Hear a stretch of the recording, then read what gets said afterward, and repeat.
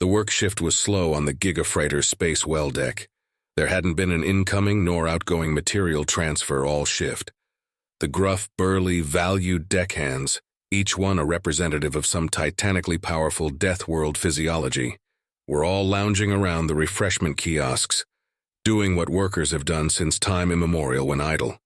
They bitched about the world and their lot in life.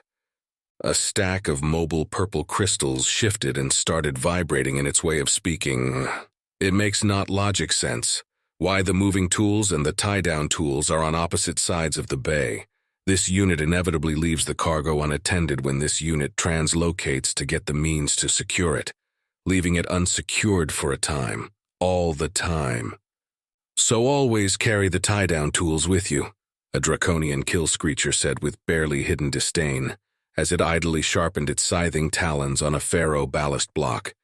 Well, now that does explain nicely why there are never enough actually available. The plated gargant mantis trilled. You greedy draconians never had any concept of anything other than mine. I never have enough to secure anything. Relax, guys, we can perform our jobs satisfactorily. Our meta rating of valued confirmations proves that. The six-armed, muscular Ursarian, a bear-like being, proclaimed calmly. No need to get our genital harnesses twisted here. Oh, hey guys, antennae up. It's that nerdling human. What's his name? Such a dork, am I right?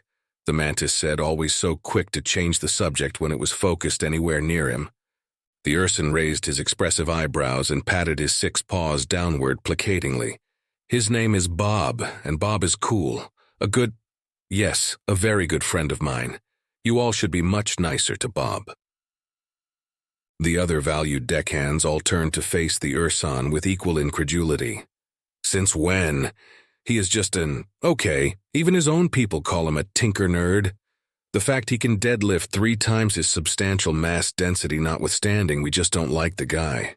And you too, as of a few days ago, so what happened? What changed? Nah, me and Bob have always been cool.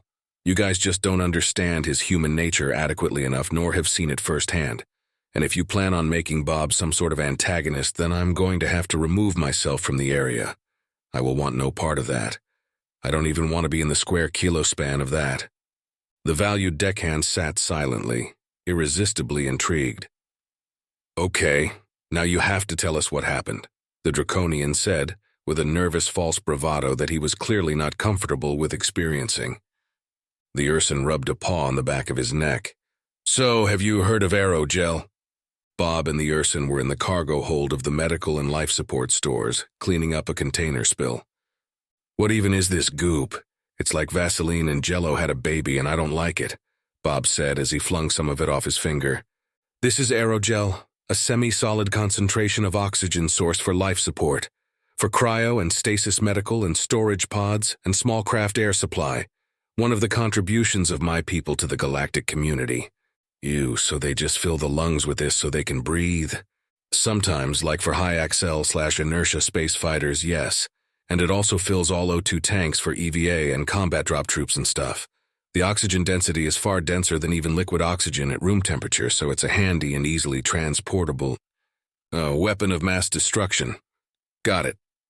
Bob nodded with that little wicked glimmer in his eye as his gaze flittered around rapidly as if taking count of the aerogel containers. No.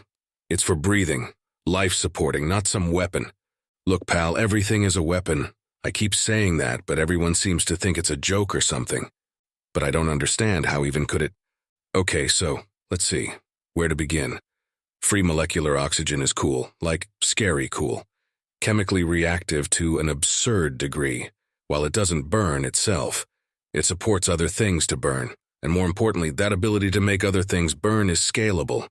Do you see where I'm going with this? The Urson was growing alarmed, but wisely sat and paid attention. Not really. Okay, some video assistance then of some demonstrations in our old internet histories. The tablet's rather low-resolution video showed a leather working glove smoking with a white vapor. This is an oily work glove dipped in liquid oxygen. The glove was placed on the ground and a towing pintle of a trailer was set up to drop and strike it. No flame is needed because at this point, as the metal arm struck the steaming glove, it exploded. sending the metal arm flying upward off camera with the violence the trailer shoved off screen. The kinetic impact is enough energy to start the ignition.